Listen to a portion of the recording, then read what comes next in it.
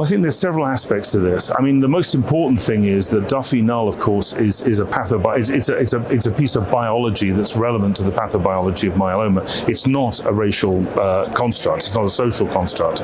And I think what's very important in determination is that we had equal access or equality of access to therapy. So there wasn't a social impact on our outcomes that we saw.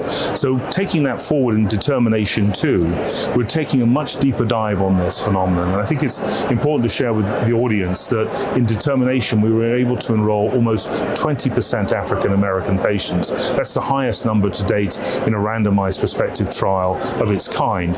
We want to build on that in DETERMINATION-2, which is launching this year, and take an even deeper dive understanding the interaction between Duffy Null and obviously whole genome sequencing and other aspects of disease biology to help us better understand this phenomenon, because the reality is the phenomenon withstood further analysis. In fact, it magnified. In other words, if you were Duffy non-null and African American, you did just the same as your Caucasian counterpart. The critical point was that if you were Duffy null, regardless of your racial identity, clearly transplant did not confer the same benefit, and in fact RVD alone performed very well. So this, I think, has implications for our patients going forward, especially in the quadruplet therapy era, as we use quads now, which are so much more effective and have really made it possible for us to think in a very tailored fashion about whether or not we need to use transplants in everyone. And clearly the data from studies like Midas suggests that we can reasonably keep in an increasingly large subset of patients